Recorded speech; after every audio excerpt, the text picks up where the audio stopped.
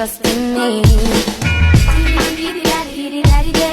Bom dia! Hoje é sexta-feira, dia de podcast Dislexia com Café. E hoje ela está aqui, mas calma, ela vai já se apresentar novamente. Meu nome é Mônica, eu sou cristã, eu sou disléxica, sou formada em hotelaria, estou estudando psicopedagogia e sou a fundadora dos Sábios Disléxicos. Bom dia, Carol! Bom dia, Mônica. Bom dia a todos que estão nos ouvindo. Meu nome é Caroline, também sou psicopedagoga, tutora para disléxicos. E aqui nesse canal a gente traz informações atuais, informações científicas, para ajudar você, mãe, numa linguagem muito simples, para ajudar você, professor, no dia a dia escolar, para ajudar você, profissional, a poder levar, né, um trabalho de excelência, poder ajudar o seu aluno ou o seu paciente com mais assertividade, né, sem ter dúvidas. E esse podcast aqui traz informações do dia a dia do aluno disléxico, do aluno com transtorno de aprendizagem. E hoje nós temos uma convidada super especial. Antes de passar a palavra para a nossa convidada, eu quero falar o tema. Se você não sabe o tema do nosso podcast, nós vamos falar hoje sobre o diagnóstico diferencial e comorbidades entre dificuldades de aprendizagem, dislexia e TDAH. Calma, eu sei que você já está querendo aí já fazer a pergunta, né? Já deixa a sua pergunta aqui para gente, que a gente vai passar para a doutora Vanessa. E eu vou, ó, já falei o nome da nossa convidada. Eu vou passar logo a palavra para a doutora Vanessa, assim ela vai se apresentar e a gente já começa aqui com as perguntas. Bom dia, doutora. Bom dia, Carol. Bom dia, Mônica. É sempre um prazer estar aqui com vocês, poder falar um pouquinho sobre dislexia, né? Eu que sou pediatra, já fui formada há 17 anos, trabalho em saúde mental, fiz psiquiatria infantil, né? E também sou mãe de uma aluna disléxica, né? Sou mãe de 3 filhos, né?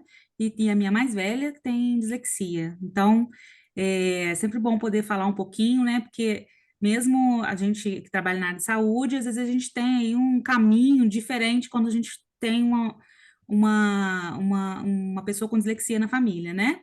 Aí nosso caminho acaba indo de encontro com as outras mães que também sofrem um pouquinho aí para conseguir os direitos, né? E conseguir incluir nossos filhos nas adaptações que precisam para a escola, que é o que muda tanto a vida dos alunos, né? De quem tem dislexia. Então, estou aqui mais um dia aqui para a gente conversar um pouquinho sobre qualquer dúvida que tenha e a gente falar um pouquinho sobre diagnóstico diferencial e comorbidades. Perfeito. E antes da gente começar, eu queria dizer que esse é um tema tão importante, porque às vezes, até mesmo como profissional da área, a gente às vezes fica perdido, né? Um profissional que acabou de sair da faculdade, ou um profissional que fez um curso, mas não entendeu direito ali, como deve aplicar na prática. Então, eu acho que hoje você vai ter assim mais clareza, né, do que é realmente uma dificuldade de aprendizagem, do que é uma comorbidade, né, de como poder diagnosticar isso, até mesmo na sala de aula, um professor, né, começar a ver aqueles sinais e falar, opa, esse aluno está com alguns sinais que eu ouvi lá no podcast que parece que é TDAH ou dislexia. Né? Ou tô vendo aqui que esse aluno tá indo bem, tá melhorando, então peraí. Então não é dislexia, se ele já está melhorando, a família está acompanhando, né? Então esse pode ser que a gente mudou o método, então melhorou essa dificuldade que ele tinha. Então é um tema importante porque se a gente não trabalhar do modo certo com esses alunos com transtorno de aprendizagem e que tem várias comorbidades, a gente pode até piorar a situação desse aluno, né? Um exemplo aqui, eu tive uma aluna, né, do meu curso, ela me contou que o filho dela tem um acompanhamento, né, de uma fono desde quando ele tinha 3 anos, hoje ele tem 11 anos, e até hoje ele não consegue ler. Então, assim, não adianta você usar uma técnica, né, ou uma intervenção que não vai ajudar, que é para um outro problema, uma outra situação. Então, é importante ter essa clareza. Então, assim, é um tema super quente que, assim, eu não vejo a hora de da gente começar a mergulhar nele. É verdade, eu acho que vai ser assim sensacional. Peguem lápis e caneta para anotar tudo, que esse tema tá assim, nossa, importantíssimo. Vou começar a primeira pergunta então. Posso? Vai, Então, vai. doutora Vanessa, o que que é o diagnóstico diferencial e por que que ele é essencial para a gente saber distinguir, né? Qual é a dificuldade de aprendizagem, a dislexia e o TDAH? Então, primeiro a gente precisa entender assim, quando é que entra a dislexia na vida na nossa vida, né? É quando a gente começa na escola. Uhum. Então, quando a criança não está desempenhando, não tá acompanhando, né, os outros coleguinhas da escola com relação à parte de aprendizagem, é aí que geralmente entra, quando a criança já está na escola, né? Alguns sinais, depois, inclusive depois que você já está na escola, você já está em investigação, você começa a pensar que alguns sinais já tinham, mas as pessoas, na maioria das vezes, como se fala pouco de dislexia, na minha opinião, fala muito se pouco sobre dislexia, né? Então, fica sempre tem aquela coisa, né? Você pode pensar quando tem uma dificuldade na aprendizagem, que alguma coisa não está caminhando bem, sempre comparando com seus pares, né? Com as outras crianças da faixa etária, você começa a ligar ali um sinal de alerta, né? Aí você vai pensar, diagnósticos diferenciais principais, né? Que é o TDAH, por exemplo, né? Que pode ser um diagnóstico diferencial, mas também é muito comum ter uma comorbidade, né? Tem também a deficiência intelectual que a gente precisa afastar, né? Porque quem tem dislexia tem uma inteligência normal, né? Ou até acima da média, né? Ela não tem uma dificuldade, um déficit de intelectual, né? Ela tem um problema no processamento da informação, um problema fonológico, né? E aí e aí começa toda essa estrada que a gente, às vezes, começa a investigar lá com 5, 6 anos, e aí isso, às vezes, consegue esclarecer mesmo por volta no final dos 8 anos, com 9 anos de idade, porque a criança precisa ter aquele tempo do amadurecimento do cérebro, né? E aí que eu acho que é o desafio maior, porque muitas vezes o que eu vejo na minha prática e que eu também vivi é que quando você tem um laudo, você consegue as intervenções. Mas às vezes os professores são os primeiros a identificar e eles já compreendem, já sabem que pode ter ali uma questão, um transtorno de aprendizagem, mas às vezes não modifica, não faz muita intervenção porque não tem um diagnóstico. Eu acho que isso aí é o maior desafio. Porque quando você faz a intervenção correta, muito precocemente, a criança tem benefícios que, se você deixar passar, depois é muito mais difícil, entendeu? Então, Sim. é essencial você fazer diagnóstico diferencial, mas, independente disso, você vai fazendo as intervenções junto. Por quê?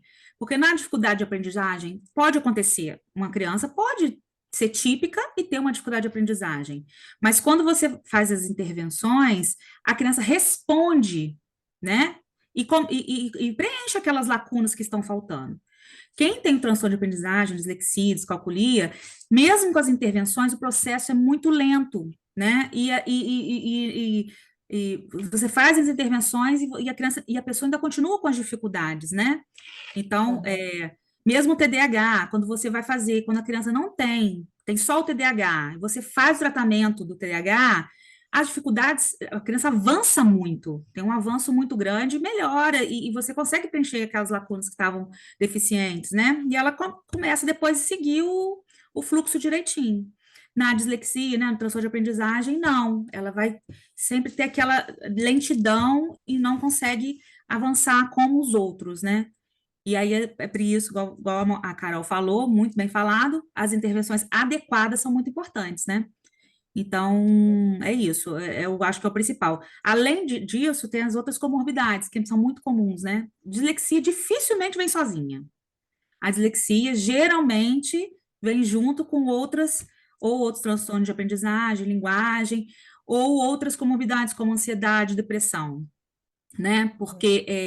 E isso começa cedo, porque lá quando está começando a aprender a ler, e às vezes a escola não tem, o professor não tem ainda às vezes a criança é exposta a situações que vão vexatórias, né? E isso vai minando ali a autoestima da criança, né? Aquela sensação de fracasso. E aí a motivação cai, né? Acaba a motivação. E a gente sabe que a aprendizagem está diretamente relacionada à motivação, né? E a questões afetivas, né?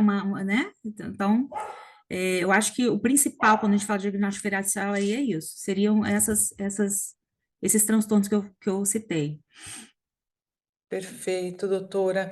Essa parte da a conexão, né, entre emoção e aprendizagem é total, assim, é tão real que as pessoas nem têm tanta noção assim. Eu não tinha tanta noção assim, até eu ler um livro que fala 21 dias, é porque ele é italiano, então ele fala 21 giorni, di successo con DSA, uma coisa assim, que é 21 dias de sucesso com a dislexia.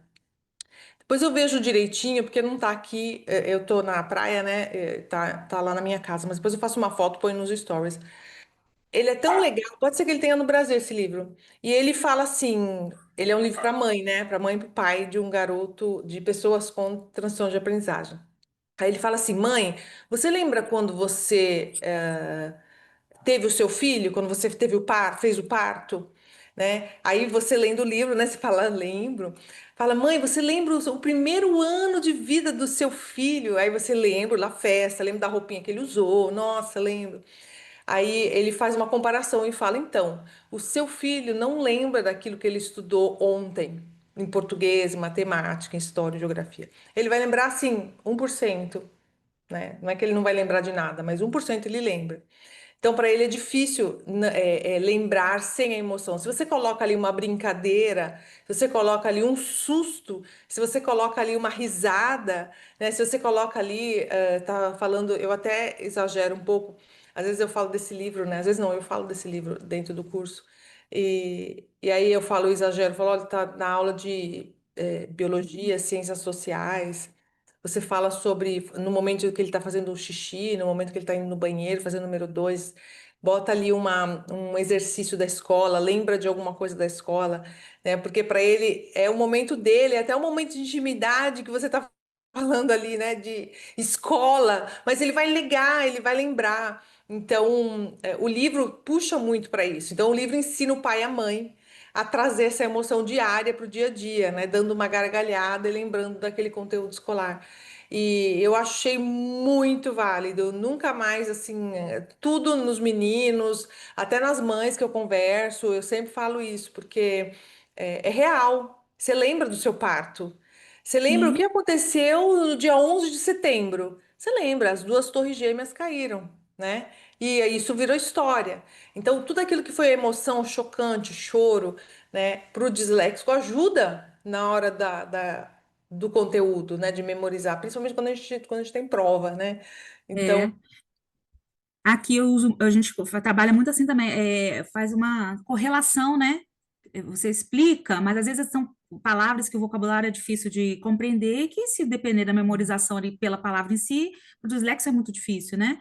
E aí quando sim. você correlaciona, dando um exemplo, né, daquilo, né, ligado a uma emoção, uma coisa que aconteceu realmente, uma coisa que chamou atenção, ou quando você correlaciona com alguma coisa que às vezes não tem nada a ver, mas que você faz uma comparação, aquilo marca, né? E às vezes minha filha, às vezes, estou estudando coisa que ela falou, lembra, mamãe, que você falou disso lá atrás, ele grava porque foi engraçado, ou foi diferente, foi, né? Porque aquela coisa pesada da leitura é muito, muito difícil, né, para quem tem dislexia.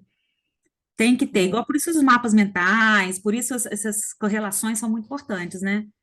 E o que a gente, o que eu acho que a gente não pode deixar de falar também sobre o diagnóstico diferencial, principalmente com o TDAH, que é um dos maiores diagnósticos diferenciais e comorbidades que a gente tem relacionado à dislexia, é que o TDAH está muito mais relacionado, a questão do TDAH, mais a questão da atenção, né? Na dislexia, você tem uma alteração mesmo de decodificação, né? Então, quando você tem os dois, o prejuízo às vezes é muito grande, né?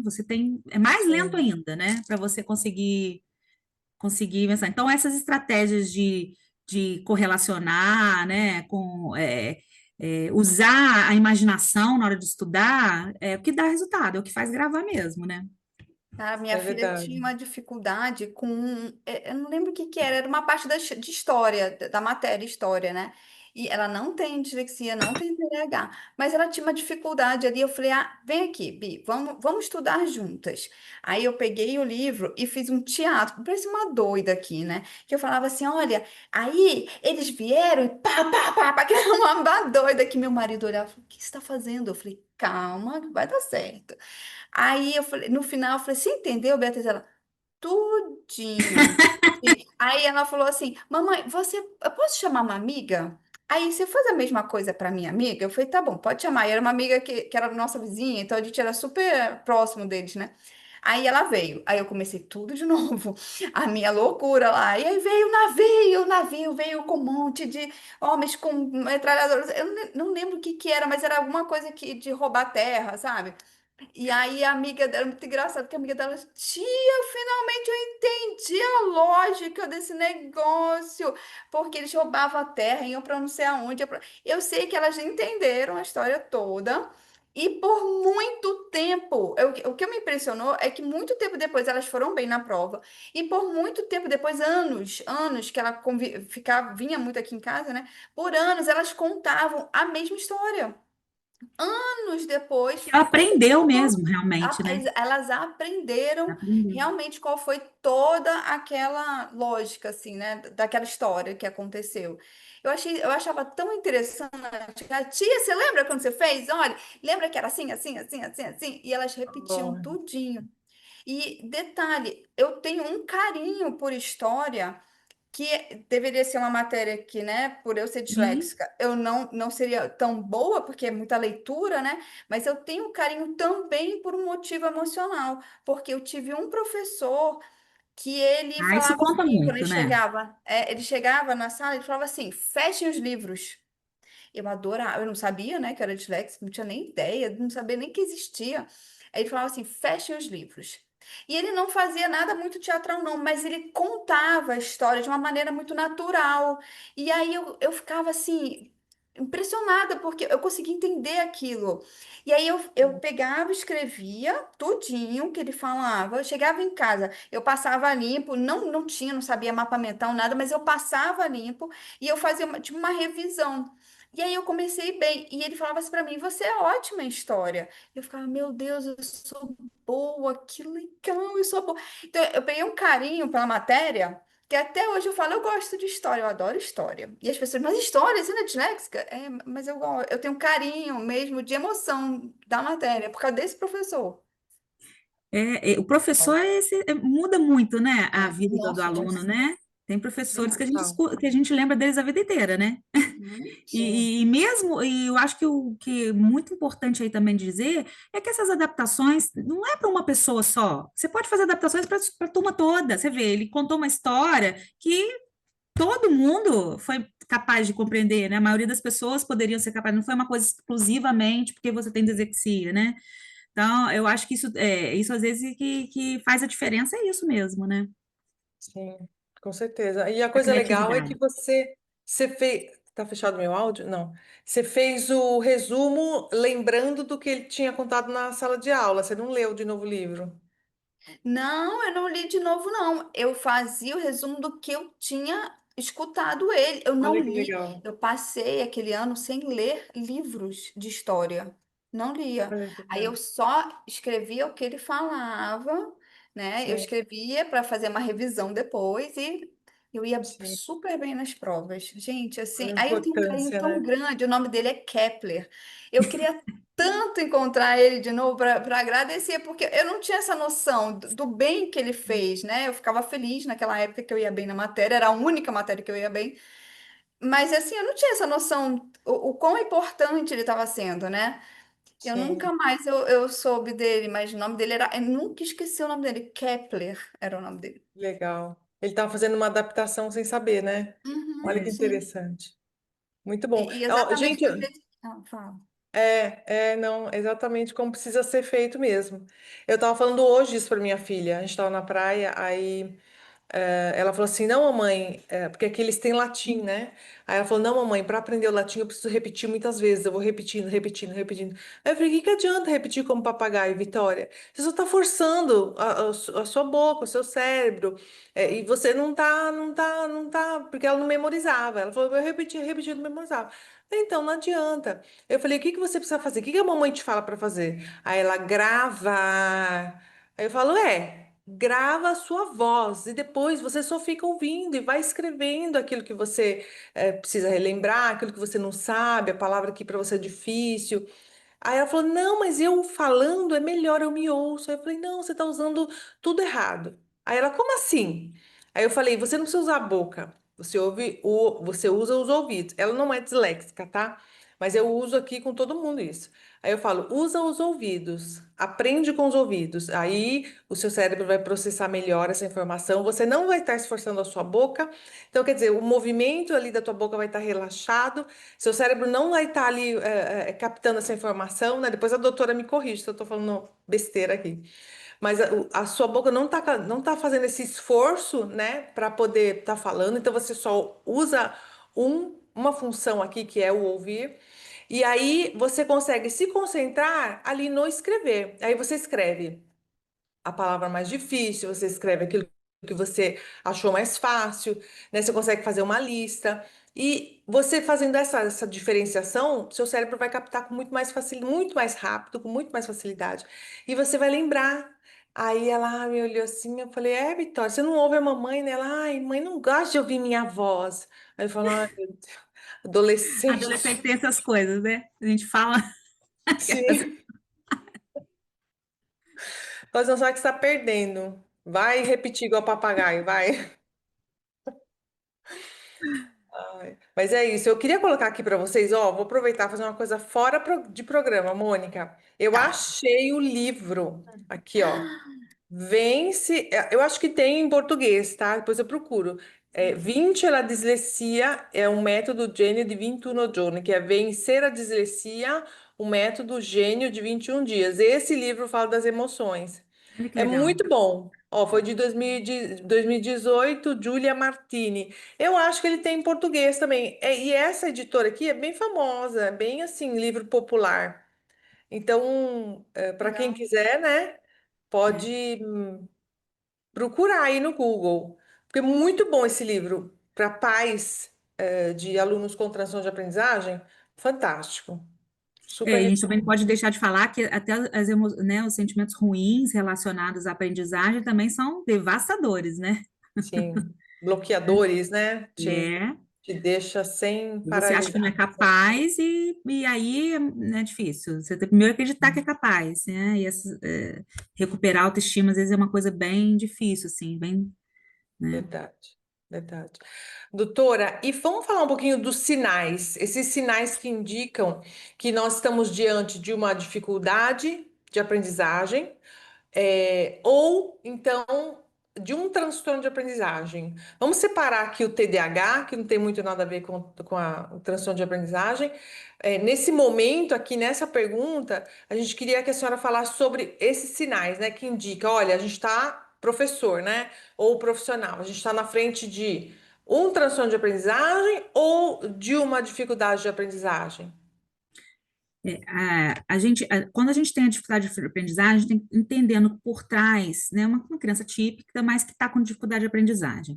Então, a gente tem que pensar em algumas coisas, questões emocionais, né, questões do ambiente escolar, né, do ambiente familiar, né, ou questões, assim, de pouco empenho, às vezes não tem uma estimulação, né, de leitura em casa, de fazer as atividades juntos com a criança, né, então, aí a criança pode ter dificuldades nas habilidades acadêmicas, mas não ter um transtorno, né? E no caso do transtorno de aprendizagem, o que chama muita atenção, principalmente na parte da é quando começa a alfabetização, né? Que aí a criança tem uma dificuldade na rima, tem uma dificuldade em reconhecer as letras do alfabeto, relacionar o som das letras com o símbolo, né? Isso também vale até para todos os transtornos de aprendizagem, né? Também na matemática e tal. Então, e aí você faz atividades voltadas, um plano individualizado, que é o que deveria ser feito. Identificou, a professor, identifiquei que tem esses sinais aqui, precoces até, né? Até antes mesmo no pré ou no maternal, né? Alguma coisa ali que já está sinalizando. E a gente vai, na época no primeiro, principalmente assim, no primeiro ano, você já vai fazer atividades voltadas, um plano diferenciado para essa criança. No caso de dificuldade de aprendizagem, você fazendo uma intervenção adequada, intensiva, a criança responde. E aquelas dificuldades, ela segue. No caso do transtorno de aprendizagem, aquilo é lento, ela responde pouco, você vê que vai precisar de mais tempo, né, de intervenções, é, é, fica, mesmo que aprenda a ler, né, no final ali da alfabetização, é uma leitura silabada, é uma leitura lenta, é uma leitura com muitos erros, né, ou é uma escrita, às vezes, ela também junto com muitos erros, né, e a criança até evita de querer participar, né? Aquela criança que fica mais isoladinha lá atrás, que não quer participar das rodinhas, às vezes, né? Porque, como ela tem dificuldade, ela vai se isolando. E também a gente sabe que as outras crianças também percebem, né?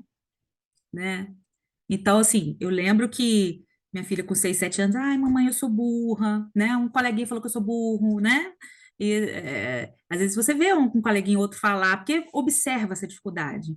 Então, eu fico uma pena quando isso é uma coisa, acaba sendo uma coisa muito que chama muita atenção e nada é feito, né? Aí reprova, né? Aí reprova de novo, aí reprova de novo. E a gente sabe que fazendo a intervenção adequada, né, no metafônico, né, a criança consegue avançar, né? Então é essencial, tanto para a gente fazer o diagnóstico diferencial da dificuldade, porque a intervenção vai ser diferente. Então a gente precisa realmente entender ali quando é uma dificuldade e quando é um transtorno. Transtorno. Nossa, isso é tão claro, né? A senhora explicou com tanta clareza.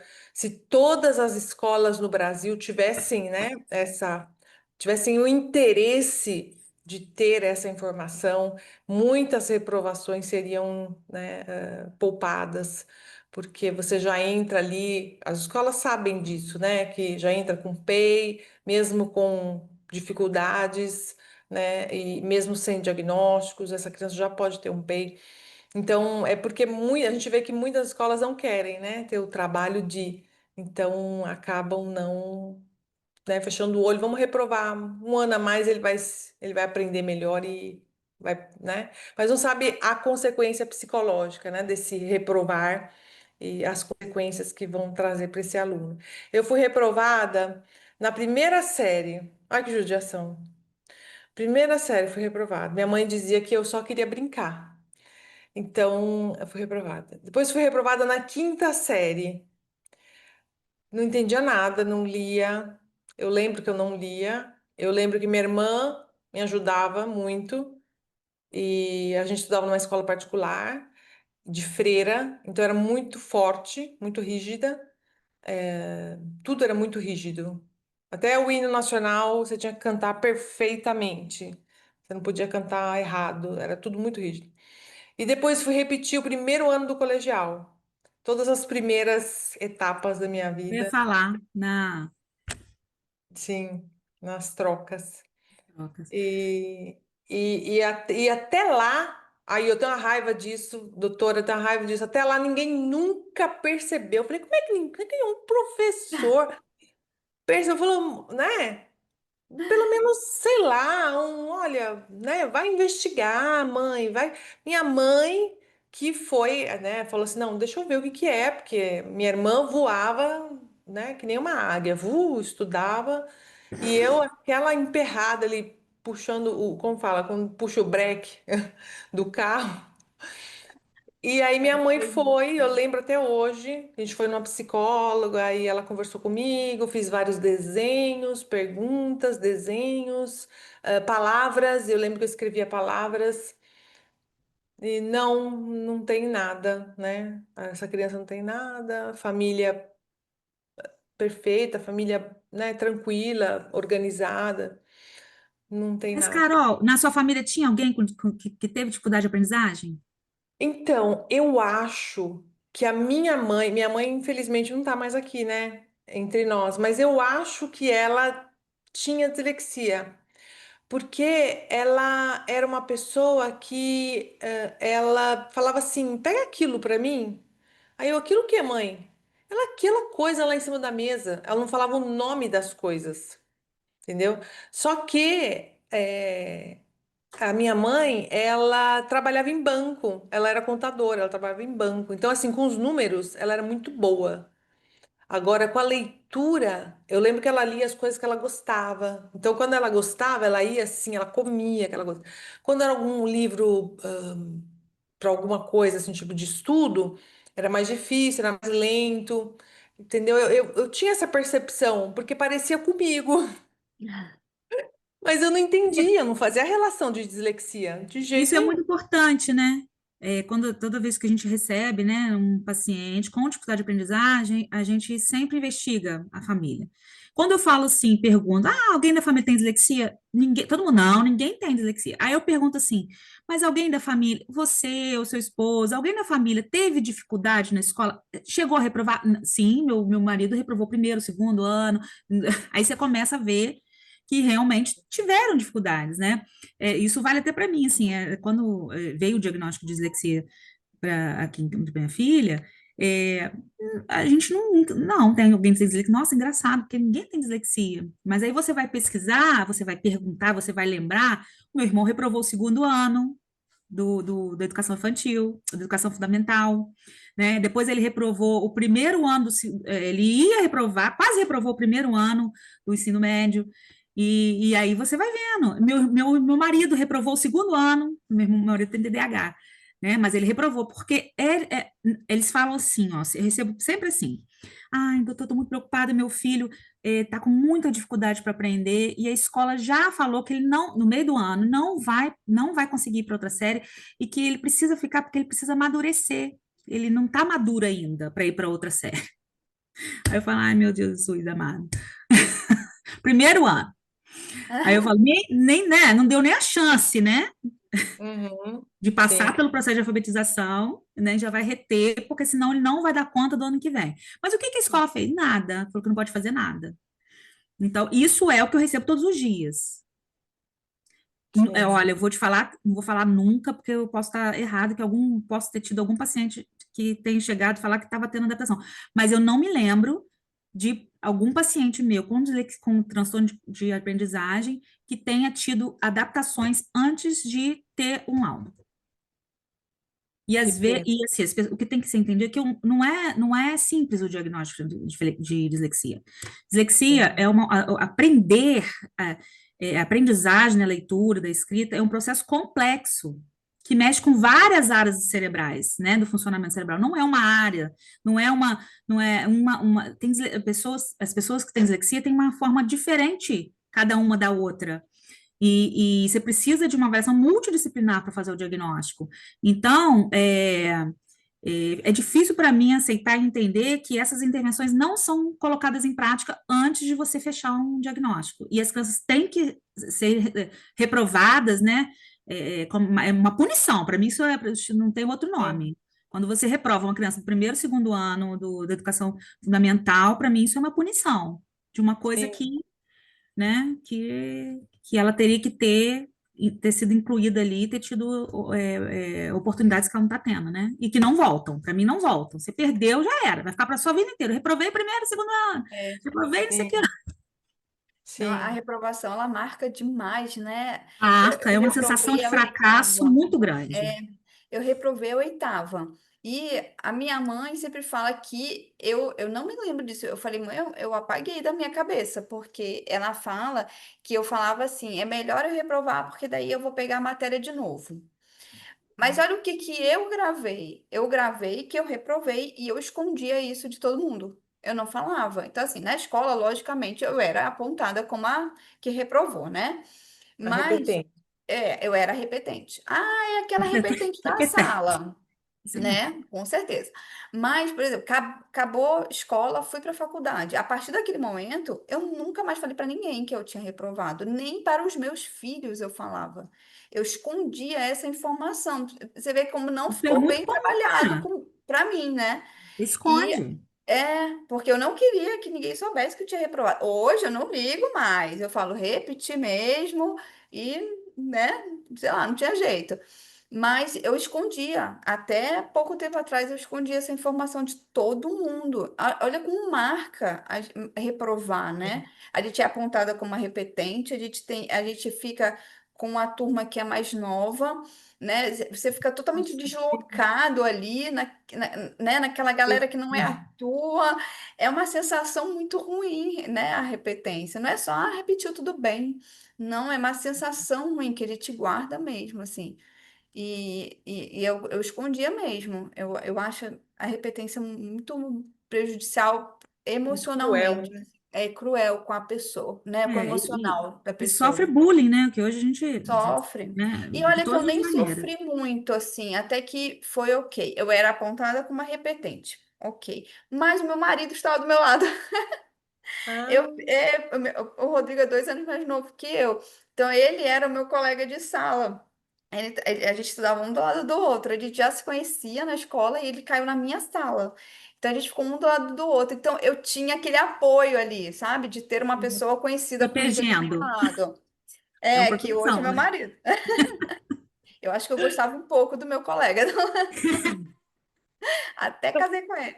Mas assim, então eu tive aquele apoio dele ali, né? Eu comecei o ano que, nossa, fica uma coisa estranha, a tua galera lá e você aqui, né?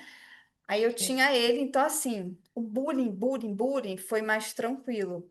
Mas a sensação, teu emocional fica abaladíssimo, assim, né? é E a verdade. E assim, ainda escola, mais ela quando você fica na mesma escola, né? exato. Se você muda de escola, ainda vai lá, né? Mas ficar na mesma escola é muito duro. E a escola, até a Carol falou, ninguém reparou, não é possível, né? A escola reparou. Em mim, eles repararam. Só que eles não sabiam o que fazer. Aí, o que que eles quiseram Exatamente. fazer? E olha que eu adoro a minha escola, eu acho que era uma escola muito boa. Mas, assim, olha o que que eles queriam fazer. Eles queriam ter um carimbo de que eles não podiam me atender. Então, eles falaram assim: ó, você vai lá, você vai fazer teste de QI, porque eu quero saber se ela aguenta estar nesta escola aqui. Só com teste de QI que eu vou saber. Ela tem que ir para professor particular e ela tem que fazer psicóloga. A Fona já tinha passado, porque aí eu tinha passado mais nova. Então, aí eles queriam todas essas provas, entendeu? Ela tem que estar com tudo isso aqui, ó. Se ela tiver com tudo isso aqui, tá. Aí eu acho que ela dá conta. Aí a minha mãe fez tudinho que eles mandaram. Ela falou assim, e agora? Tá aí, ó. O QI dela é alto. A psicóloga disse que não, que ela, aí a psicóloga, ela queria, ela achava que eu tinha, assim, algum trauma, alguma coisa com o estudo. Mas, fato, eu estava lá na psicóloga, eles não conseguiam nomear o que que eu tinha, mas eu estava lá. Eu estava em professora particular, e aí minha mãe falou assim: e aí? Não, então tá. Mas eles queriam tipo um carimbo, entendeu? Ah, Hum, não dá não. Eles não, só não tiveram esse carimbo. E aí por isso que eu segui. Aí no ano seguinte, né, eu repeti, fiquei um ano na mesma sala e na mesma escola. No ano seguinte, eu mudei de estado. Aí eu passei a não ser mais a repetente, eu era a mais velha, né? Porque daí, como eu fiquei na mesma escola, porém em estado diferente. Aí eu tipo, não perdi essa coisa da Estigma, né? minha galerinha estar em outro lugar, né? sim, é cruel, gente. Mas se tiver alguma mamãe aqui ouvindo a gente, que o filhinho repetiu, ajuda, né, no fator de autoestima, é, dizendo que mamãe vai te ajudar, mamãe vai correr atrás para você. Vou ver quais são as leis necessárias para poder te ajudar, porque hoje existem, né? Principalmente se a escola não aplicou nenhuma adaptação, não fez o PEI, então não tem o porquê essa criança repetir de ano. Então você Exatamente. corre atrás, né, de uma ali do seu município, da Secretaria de educação do seu município, faça uma denúncia, ou se não vá na assessoria, não, corregedoria, não. Defensoria, né? Defensoria, também pode fazer uma denúncia lá, porque hoje tanto a lei, tanto a 14.254, quanto a, que é do transtorno de aprendizagem TDAH, quanto a LBI, que é 13.000, alguma coisa que eu não lembro agora, elas têm, te dão o respaldo para que o seu filho tenha tanto o acompanhamento da escola, que aí a gente coloca as adaptações, o PEI, né? Quanto também as adaptações ali que tem ah, os artigos, né? Artigo 1, 2, 3 ali na LBI. Então, corre atrás dessas informações, porque, inclusive, a gente tem vários posts, tanto a Mônica quanto eu, a doutora também, falando sobre leis. Então, não deixa passar. Às vezes, né, você tá aí deixando seu filho falar, vai fazer mais um ano, não tem problema. Não, tem, né? Já viu aqui no meu depoimento da Mônica, tem sim. É um, é um trauma pro futuro do seu filho. Doutora, só para a gente terminar essa pergunta que eu estava falando sobre os sinais, né, da dificuldade de aprendizagem e dos transtornos de aprendizagem. Fala um pouquinho para a gente dos sinais do TDAH. Porque às vezes os pais estão vendo aí aquela criança pequenininha, né? Nossa, meu filho tem 3 anos, meu Deus, mas só vive com o braço quebrado, o menino não para, o menino come que parece aquele bonequinho lá do Tais, o diabinho do Tais. Ou seja, o menino tá na igreja, ele não para de pular, ele tem 4 anos e não, né, não consegue ficar ali no cultinho da igreja e é uma coisa. Então, fala um pouquinho pra gente desses sinais, para que os pais já comecem, já com o filhinho com 1 ano, 2 anos, 3 anos, já atento, alerta, né? É. Alguns sinais pode ser observado bem precocemente, né? Geralmente, com a criança já está na creche, já está na escola, né?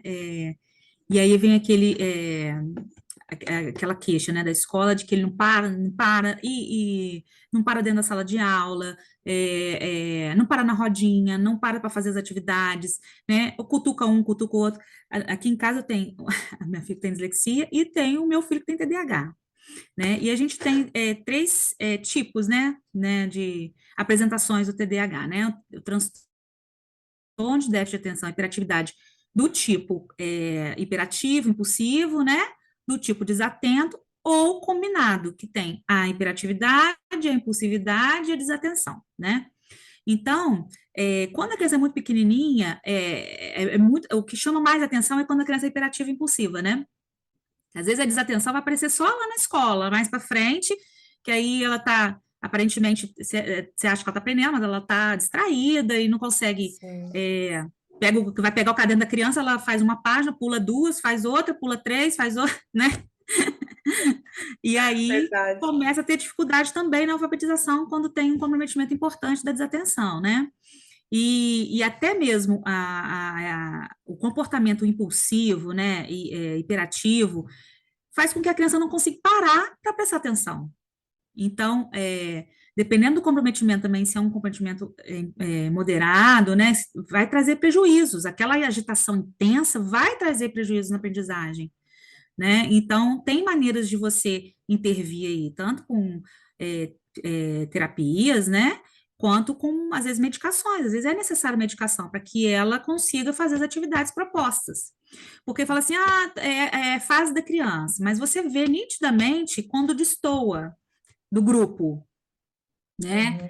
É aquela criança que ontem eu atendi, uma criança de 4 anos, mas ela, quando eu vi, ela estava querendo subir na janela, estava mexendo nas gavetas, tirando tudo da gaveta, a mãe ficava igual um polvo, com a mão, doutora, ele é muito agitado, aham, Uhum, tô vendo. realmente, e aí vai ter dificuldade para aprender, né? Não tem um controle inibitório, né? Função executiva ruim, vai ficar difícil, né? E é uma coisa realmente porque aí acaba sendo aquela criança que chama muita atenção, está sempre inadequada E aí vai comprometendo também a autoestima, né? Ah, eu só sempre faço tudo errado, eu nunca estou fazendo nada certo, né? Então, quanto antes de você identificar que tem esses sinais que estão prejudicando, que a gente sempre pensa em transtornos quando tem prejuízo da funcionalidade, tem prejuízo social, prejuízo acadêmico, né? Tem algum prejuízo, né? Então, se você vê que aquela agitação está intensa, que socialmente é difícil, uma criança impulsiva, que está sempre em conflitos, ou uma criança que não para um minuto, que não consegue fazer as atividades, não consegue identificar as letrinhas, os outros coleguinhas já conseguem. Então, aí é a hora de intervir, né, e procurar um especialista para fazer uma avaliação mais detalhada do desenvolvimento da criança, né? Sim, não, maravilhosa explicação. Você sabe que eu já te passo a palavra, Mônica, para você fazer a próxima Tá. pergunta. Você sabe que eu dou aula na escola dominical da minha igreja, aqui na Itália. E aí a idade das crianças são de 7 a 11 anos, mais ou menos, 7,5 a 11 anos. E aí tem um menino, ele tem uma história familiar bem difícil, mas ele está indo na igreja e já isso é muito bom, né? Porque na igreja você tem regras, né? Você precisa se comportar, Rotina, né? disciplina, sim. Então, quando eu dou aula, eu sei, agora que eu já entendi que ele com certeza, doutor, eu não sou médico, mas aquele menino deve ter TDAH, porque não é possível. Porque eu falava assim: ah, vamos fazer uma oração agora. Quem quer fazer oração? Ele, eu. Aí eu, então vai, ora. Aí ele mudo. Aí eu, vai, pode fazer oração. Aí ele fazia tal, até fazer uma oração bonitinha. Aí depois sentava. Aí eu falei, ah, ok. Agora a tia vai contar uma história. Olha, a história é assim. Aí ele levantava a mão de novo. Aí eu, ok, pode falar. Deixa eu contar a história. Aí ele contava a história por mim. Aí eu, ó, olha, você contou muito bem, parabéns. Então agora você senta. Então, agora a gente vai cantar uma canção que é relacionada à história, né, para memorizar. Então, aí ele levanta a mão de novo. Aí eu, fala, fulano. Aí ele, então, eu sei a canção, deixa eu cantar. Aí fui ia lá na frente fazer os gestinhos cantar. Aí eu percebi que era demasiado e não era só comigo. Aí eu fui conversar tem a coordenadora, né, da escola dominical, e ela disse, olha, não é só você que, né, tá reclamando do menino. Outros já reclamaram. Com você foi até tranquilo. Porque com outros ele já dava chute, ele falava palavrão, ele com você foi. Aí a coordenadora falou: dá graças a Deus, porque com você foi muito bom. Não, ele levantou a mãozinha, porque às vezes é até difícil até de levantar a mãozinha, porque Sim, interrompe, né? interrompia direto, direto, mas com a mão levantada. E eu, graças a Deus, né? Porque a semana inteira fazendo oração para que o cultinho possa ir bem, para que a gente consiga fazer uma coisa mais fluida. Mas com certeza aquele menino, é assim, eu até passei para a coordenadora, né? Falei, olha, com certeza deve ter alguma coisa. Os pais precisam procurar uma psicóloga, um profissional, até mesmo um neuropediatra, que eles chamam neuropediatra, né? Para poder ver se realmente está tudo ok. Porque na escola ele também, a gente soube que na escola também ele tinha problemas, né? Então, mas eu acho que não viram. Eu acho que ficou tudo por isso mesmo e É tudo porque bem. fica acaba que assim, é um funcionamento diferente, a gente tem que entender isso. Transtorno do neurodesenvolvimento, né? Como dizer que se faz parte do funcionamento daquela pessoa, né? Não vai deixar de ter. É igual o TDAH, você não vai deixar de ter o TDAH, mas você pode minimizar os prejuízos, né? Quando você identifica precocemente e intervém precocemente. Então, aquela criança que não consegue esperar, que interrompe, que fala a mesma coisa 10 vezes, né, porque precisa reafirmar aquilo, né? Ou que hoje Uhum. mesmo, estava estudando com meu filho, aí eu estou explicando, aula de inglês ainda, né? A prova de inglês. Aí, daqui a pouco ele pega assim, eu tô no meio da explicação, ele pega assim, a borracha assim, mãe, esse negócio, essa etiqueta aqui da borracha já veio assim? Como é que é? Você que colocou? Eu estou no meio da explicação. Isso porque e tem maneiras que, assim, tá estudando, pega o lápis, balança, vira na cadeira, vai beber água, né? Que tem muito essa queixa da escola, às vezes, que toda hora quer ir no banheiro, né? E às vezes quer beber água, mas não bebe água, quer ir no banheiro, mas não vai no banheiro. Então, tem estratégias que a professora pode colocar dentro de sala de aula, estou falando assim, para as professoras, né? de incluir a criança, né? Fazer com que ela levante com uma coisa direcionada, você agora Sim. participativa, porque são crianças que têm esse comportamento hiperativo, são crianças participativas, são crianças criativas, né? Sim. Então, você usar essas estratégias para poder minimizar, para ele se regular, sem entrar naquele tédio que parece estar sendo um sacrifício muito grande estar ali, né? Então, tem várias estratégias que você pode lidar. Existe também, não sei se vocês já viram, um elástico que você bota na cadeira e baixa, já viu? Aham. Que Não. eles têm maneira, né? E aquilo ali, aquele movimento das pernas, né, faz com que ela se regule. E aí Sim. fica sem necessidade de ficar toda hora levantando, né? Sim. Então, não tem como a gente não intervir. Quanto, né, a previsibilidade para essas crianças, né? Hoje, o que que nós vamos fazer na escola hoje? Você está aqui por isso, porque é uma desorganização do pensamento, assim, né, do funcionamento. O que que vai fazer hoje, né? Da rotina. Não tem uma rotina organizada, é uma desorganização, né? A cabeça é Sim. 1000 por hora. Então, quando você dá previsibilidade, fala, nós vamos fazer essas atividades hoje eu vou fazer essa e essa. No final, vai ter um momento para perguntar. Quando eu tiver esse momento para perguntar, aí eu vou falar para vocês, vocês levantem a mão, né? Uhum. Então, às Sim. vezes, essas orientações ajudam no dia a dia, né? E Sim. são orientações que a gente busca nas próprias associações que falam, né, de referência para transtorno de hiperatividade de Tá. desatenção, né? São Sim. sugestões que são e orientações que são comprovadamente que Fazem a fazem diferença. diferença, né? É Perfeito, verdade. perfeito. Toda vez que eu vejo esse elástico, eu lembro de uma menina que estava na minha frente, ela passava 100% da aula fazendo assim, ó, com o pé. Mas imagina, eu estava, sei lá, no segundo Judiação. grau, muitos anos atrás, ninguém sabia. Mas assim, eu ficava impressionada. Eu falei, gente, ela não fica com essa perna doendo, não? Pelo dia inteiro. Aí era assim, com Tadinha. certeza a menina era TDAH, porque ela não parava quieta, e a disléxica atrás, né? Aí a disléxica que tinha que estar lendo o livro, estava olhando na perna da menina, Traída. balançando, distraída com a perna da menina. Aí eu sempre Ah, lembro dela. Falei, meu Deus, essa menina devia ser TDAH, tadinha, ninguém sabia. Mas Mas era o movimento muito regula, né? É uma forma de se regular, de regular, né? autorregulação, né? É é verdade. verdade. Doutora Vanessa, a senhora já falou dos sinais, mas vamos fazer uma diferença entre o que é dislexia e o que é o TDAH para que as pessoas entendam a diferença entre esses dois transtornos. Eu acho que é uma dúvida muito frequente, né? O que que é um e o que que é o outro. Como eu já citei, o transtorno os dois fases são transtorno do neurodesenvolvimento, ou seja, já é, né, faz parte do funcionamento da criança desde sempre, né, da pessoa. No transtorno hiperativo, desatento, né, de TDAH, ele tem uma questão de atenção, né, e não tem uma alteração no processamento da informação, do som da informação, né, da decodificação, né, de identificar, fazer reconhecimento das letras com som, né? Então, o processo, a causa é diferente, a etiologia é diferente. Você pode ter uma dificuldade de aprendizagem devido um comprometimento da sua atenção, né? Que aí vai comprometer outras funções também do cérebro, né?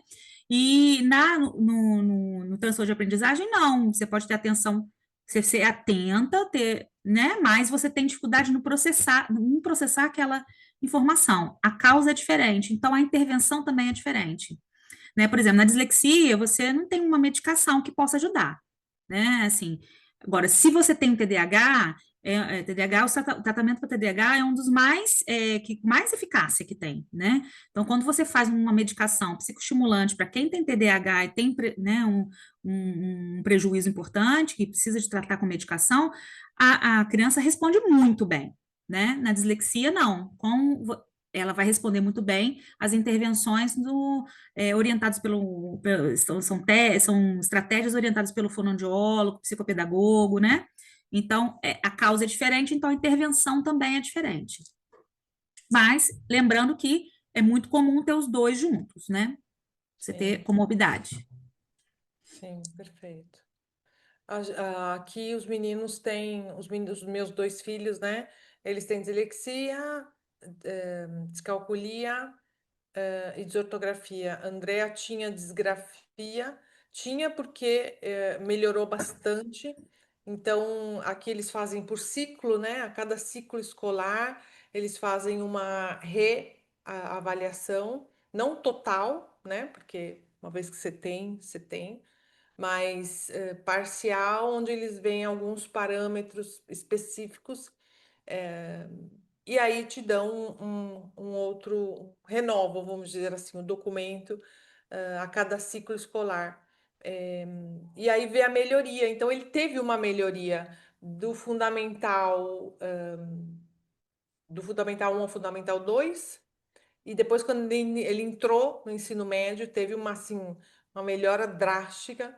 Então, eles tiraram do laudo a disgrafia. Eu achei isso muito interessante, porque a gente vê, né, a evolução. Quando tem uma intervenção, né, a gente vê essa evolução assim gradual e é muito grande, é muita diferença. De um garrancho que você não entende, nem ele mesmo, ele olhava e falava, mamãe, não posso ler, não dá para ler, não sei, não sei o que eu escrevi. Né? Agora ele tem uma letra grandona. Eu lembro da minha letra quando eu era pequena, igualzinha dele. Aquela letra bem grande, sabe? Ele escreve assim, gasta cadernos e cadernos e cadernos. Mas agora é super compreensível, né? Então, Mas o porquê você... disso? Porque o cérebro está sempre em desenvolvimento, tem a plasticidade, né? Tanto na parte estrutural quanto na parte funcional do cérebro. Então, quando você modela o cérebro, quando você faz a intervenção, você faz você vai modelando pelo uso, né? O cérebro é sempre pelo uso, né? Então, conforme você vai fazendo, modela o cérebro, com as estratégias corretas, com o uso de estratégias corretas, você vai melhorando porque tem a plasticidade cerebral, né? Tanto da estrutura quanto da função. Por isso que ele melhorou muito. Por isso que a gente fala muito de intervenção precoce. Intervenção precoce é a chave, né? Os sinais, professores que observaram os sinais, precisa fazer intervenção, né? Encaminha para a equipe multidisciplinar, encaminha para o especialista, sim, não, é para encaminhar, né? Mas já tem que, paralelo a isso, ter as intervenções, porque muda muito, eles respondem muito, as pessoas respondem muito às intervenções. Maravilha, maravilha. Ok, então vamos lá, a gente já está chegando ao final, né? Vamos fazer a nossa última pergunta, porque nada, já se passaram quase, deixa eu ver aqui, 1h20. Mentira. Ai, Sempre, passou né? muito Vai sempre. conversando, vai ficando tão gostoso, né? A nossa conversa. Sim, E parece que a gente tem, nossa, tanta coisa para falar, né? Tanto, né? sim, é verdade. Não Ó, tem eu vou fim, de né? Não tem fim, não. E esse papo é um papo bom porque as três, né, tem um pouco assim, um ponto de da dislexia na vida, na família, então é muito bom poder trazer o que a gente vive, né? Eu estava falando no início, a gente não é robô, a gente não é, né, uma coisa quadrada, mas aqui é tudo muito humanizado, é a nossa vida real, é o dia a dia, a minha experiência, a experiência da Mônica, experiência da doutora Vanessa, sua família, seus pacientes. Então, que traz o segredo, né? A diferença desse podcast ser mais, Sim. né? Tá aí dentro de Humano, casa, é. Aham. humano, Bate-papo, é um né? bate-papo, né? Bate-papo, isso mesmo. Então, vamos lá, eu vou direto para a última pergunta, tá? A gente bolou umas perguntas para a doutora, e aí a última é assim: qual o papel da equipe multiprofissional, que seria, né, multiprofissionais, para evitar diagnósticos equivocados? Então, existem testes, né, que o fonoaudiólogo vai aplicar, né, já fazendo, o teste é sempre com a intervenção junto, faz testes e intervém, né, É, então, o papel de intervir, né, para identificar os sinais, a gente tem que sempre buscar profissionais também que têm experiência, né, porque assim como medicina, fonoaudiologia, as outras profissões, às vezes você especialista mais numa área ou outra. Então, quem tem uma experiência com dislexia, é, vai poder identificar, vai te orientar melhor, né? Então, o diagnóstico é multidisciplinar, né? É preciso de uma avaliação geral da criança, né? Afastar o diagnóstico diferenciais, né? Também observar comorbidades e fazer as intervenções ali. Eu considero um papel muito importante da equipe multidisciplinar é interagir com a escola e com a família. E quando você às vezes a escola não sabe muito, igual a Mônica falou, né? Não sabe muito o que fazer, né? Isso precisa ser dito. A própria escola pode dizer: olha, nós não sabemos o que fazer, nós precisamos de uma orientação da equipe que acompanha ele. Então, o psicopedagogo vai fazer uma avaliação que é individualizada, que não é igual para todas as pessoas, e vai ver: olha, as, as dificuldades são essas, então a escola, a gente vai precisar fazer tais e tais e tais adaptações. E aí ele faz um plano, e esse plano, o ideal é que se vá, né, na escola e converse, né, e participe da equipe, faça uma, uma reunião, mas a gente sabe que o plano de ensino individualizado, ele deve ser formulado com a família, com o aluno, com a escola e com a equipe multidisciplinar. Então, quando existe essa interação, essa, é, aí as coisas fluem muito mais fáceis, né? Então, quando você tem ali um bloqueio para a entrada do profissional que acompanha a criança na escola, né? A gente não conversa com tal profissional, ou a gente vai fazer o nosso plano, né? E vai ignorar o plano que o psicopedagogo, que já conhece a criança, já sabe como que ela evolui, é sempre no sentido de agregar, não é no sentido de atrapalhar, né? Então, se livrar das vaidades que às vezes acontece, né, para o benefício da criança. Então, o principal papel da equipe é ter essa integração, na minha opinião, sabe? É um conversar com o outro para tentar junto fazer um diagnóstico e também promover as estratégias e orientar a escola das estratégias que são adequadas para aquele aluno, individual, para aquele aluno. E outra coisa, né? E não é só isso, e monitorar também, né? Porque não adianta fazer uma vez e achar que não, a criança vai Deixa lá. desenvolver, você tem que monitorar os ganhos, né? E ver quais dificuldades permanecem, quais outras estratégias vão ter que mudar de estratégias, porque não respondeu bem, né? Então, na minha opinião, essa é a contribuição maior que a equipe pode dar. Perfeito, perfeito. Vou dar um exemplo, doutora, da escola, falando sobre escola, né? A escola aqui na Itália, os meus filhos estão já no segundo ano, agora eles vão para o terceiro do ensino médio. E aqui as adaptações, o PEI também é feito. E aí eles colocam todas as adaptações, a parte de compensa, o que compensa a dislexia, né? Os transtornos de aprendizagem, e as partes das dispensas, o que que a gente vai tirar, o que que ele não vai precisar usar na sala de aula. Porque assim, o próprio aluno também já conhece aquilo que ele precisa levar na mochila dele e aquilo que ele não precisa levar na mochila dele. Um exemplo, o livro. O livro, eles não são obrigados a levar o livro, né? Antes de ter o PEI, eles eram obrigados. Todos os alunos são obrigados a levar os livros na escola. Então, eles não são mais porque hoje a Associação Italiana de Dislexia, quem tem o laudo, disponibiliza o livro em PDF. Então, você tem o livro em PDF no computador, leva o computador ou o tablet para a escola e usa ali com o áudio, faz os exercícios no livro, pelo computador. Então, quer dizer, o próprio aluno já vai ser autônomo, né? E o legal é que os meus filhos sempre esqueciam os livros em casa. Por mais que a gente controlasse, por mais que eu também controlasse, né? À noite, antes de dormir, vamos fazer a mochila. Era assim, era a lei, né? A gente sempre fazia a mochila junto. Mas eu, né, cansada, uma boa disléxica, uma velha disléxica, e às vezes esquecia, eram três crianças, sabe? Então Oh, eu era, normal. nossa, era pontual a professora me chamar, a professora vinha, parecia que eu era criança, parecia que eu tinha 10 anos. A professora vinha. Nossa, dá uma vergonha, às vezes me dá uma vergonha, né? Nossa, o meu era todo dia, o meu era todo dia. Senhora, na porta da escola, eu já falei pro André, eu já falei pro Marcelo, eles não trazem o livro, a senhora precisa controlar, né, a mochila dele. Aí eu, ai, era. Então agora que a gente tem o PEI, que tá tudo perfeito, tudo certinho, eles nunca mais tiveram problema, porque o computador não tem como esquecer o computador, né? Então, computador na mochila, tablet na mochila. E isso ajuda demais. Até esse negócio de mochila pesada que Ah, dá que é um lordose. Até isso foi uma material benção. que não precisava de tanta coisa, né? Sim, sim. Não, até isso ajudou demais. Então, de um lado, aqui a escola acabou ficando muito consciente, né? E também por causa da lei, né? A lei se fez valer, então aqui não tem como você fugir um pouquinho da raia, não.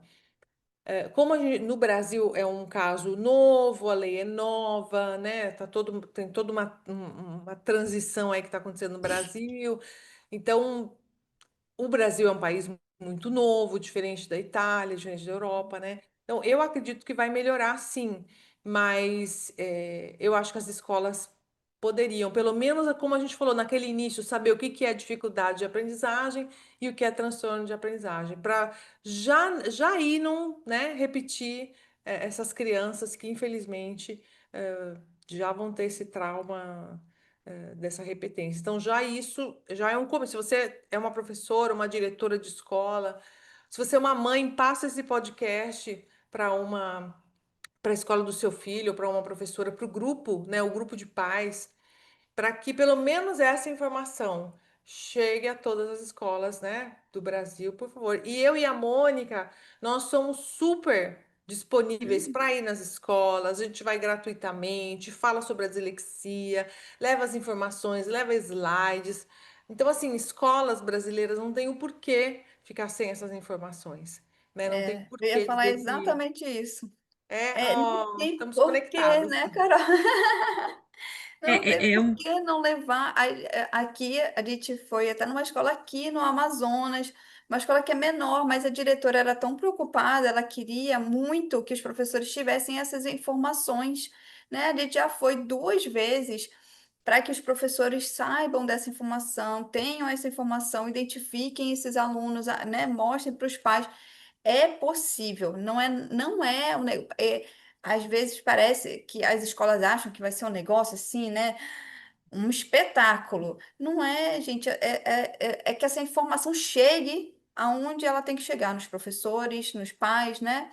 E é totalmente viável. A gente já fez, eu e a Carol, e estamos, como a Carol falou, estamos abertas a fazer palestras para que essa informação chegue e essas crianças não sofram dentro da escola, não tem porquê, não tem porquê elas sofrerem. Elas são crianças maravilhosas, com potencial gigante. Elas só precisam, né, que tenham as adaptações, as técnicas, tudo que elas precisam ali para elas voarem. eu também me coloco à disposição sempre que precisar, porque eu acho que é um trabalho de formiguinha, cada um vai contribuindo aqui e ali, a gente vai disseminando conhecimento, um vai passando para o outro, né? A gente tem crianças que vão ter diagnóstico muito tarde, que é muito ruim, né?